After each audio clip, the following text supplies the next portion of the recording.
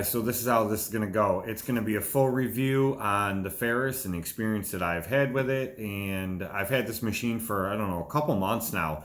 But it's the end of our leaf season. I don't think it's going to dry up enough or melt snow enough that we can get back at it. Even if we do, I can handle it without this blower. So I'm going to get this blower back to Ferris, but they haven't asked for it back. I'm just going to get it to them. I'm going to show you a little clip here in the beginning of just using it a little bit, and then I will throw in the clip of when I first got it and going over it and showing the different features on it. And then I'm going to go back into a lot of footage of me using it this year for this leaf season, and I'll do a narration, like a voiceover, and just kind of talk to you about it while we're doing that part. And you'll get my full opinion on it, what I think, good, bad. You guys know me, good, bad, or indifferent. Ferris was very nice and very kind to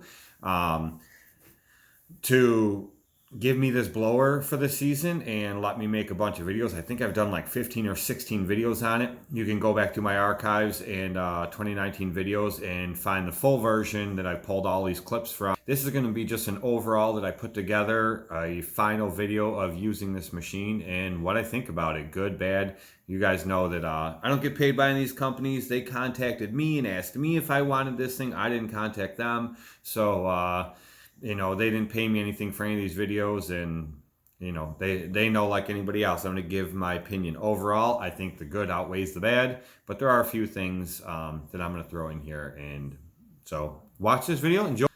Leave a comment below and let me know what you think. Let me know if you think it'd be good for your business and what do you think overall of the video. But thanks, guys. Enjoy this.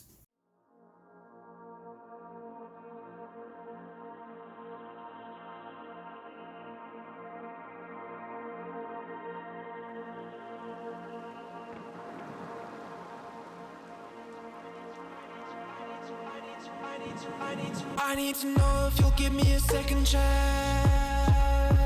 They don't come around often, but please, you know I can't stand it when you don't talk to me, when you don't talk to me, yeah. There's something inside, yeah, there's something inside that brings me back to you, yeah. No, I can't hide it, no, I can't hide it anymore.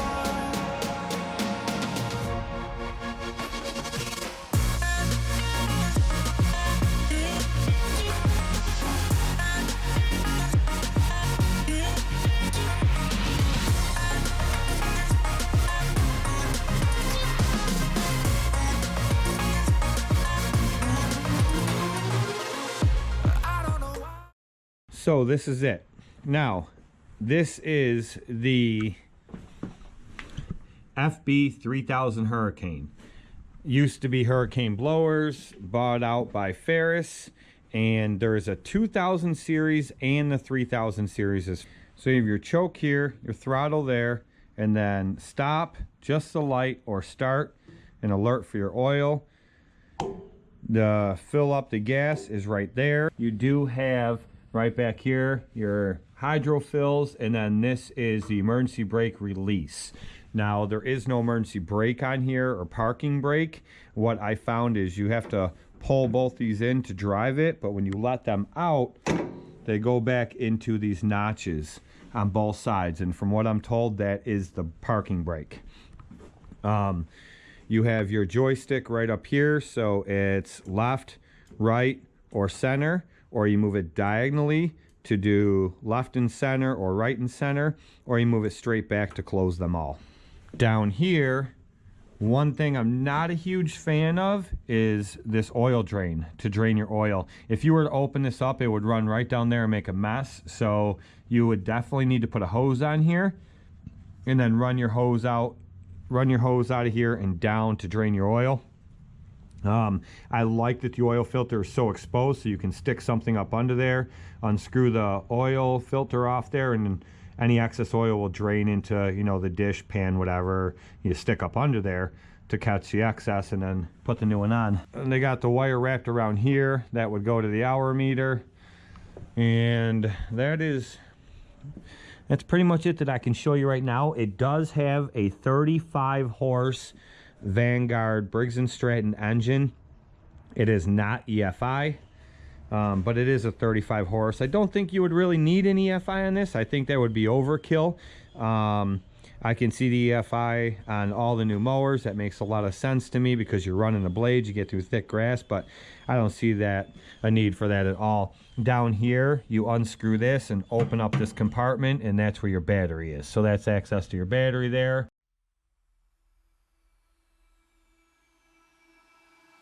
I can feel it somewhere inside, haunting like a drug I keep on wanting. Okay, let's get into this. Now, I love this blower. This thing was awesome. We had a lot of fun on it. It definitely reduced time on a lot of properties. That being said, there were a lot of properties I thought I would use it on that I really wasn't able to.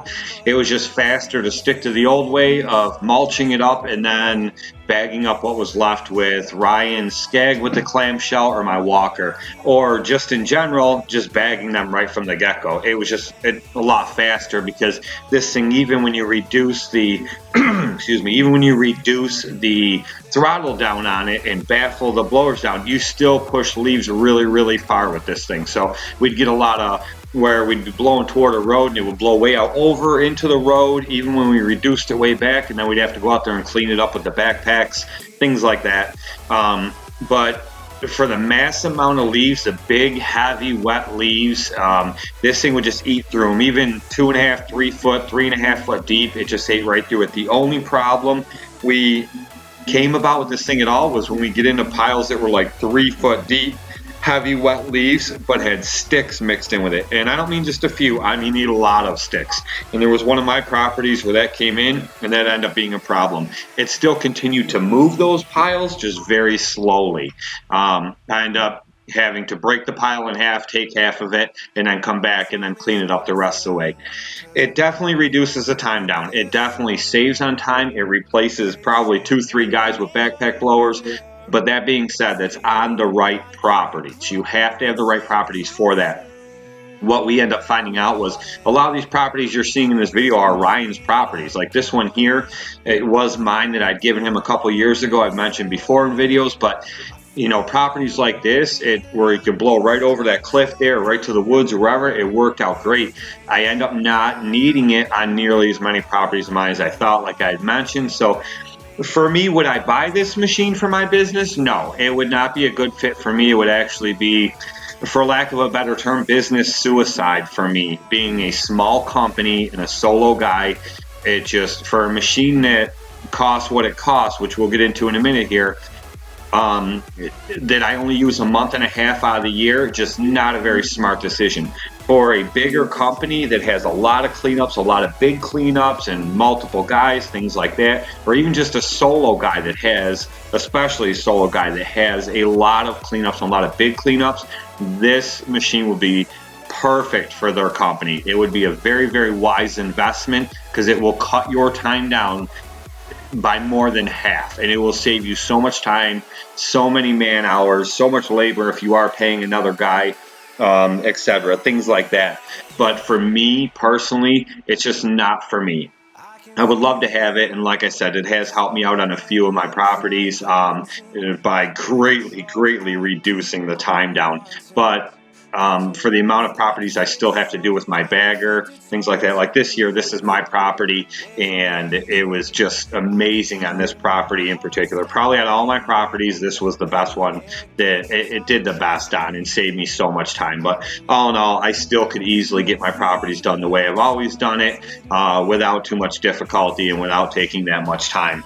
This just definitely cut it down. So all in all, not for me, but I think it is a very, very good piece of equipment for a lot of companies. If you want to compare this to the Skag, because a lot of people have asked me about the Skag Windstorm, I would definitely take the Ferris if I was going to buy one for a couple reasons. One, it's much smaller platform. You can get it in a lot of places. I think Skag took their V-Ride and just turned it into a blower. It is a very wide machine, so you are very limited on where you can put that machine.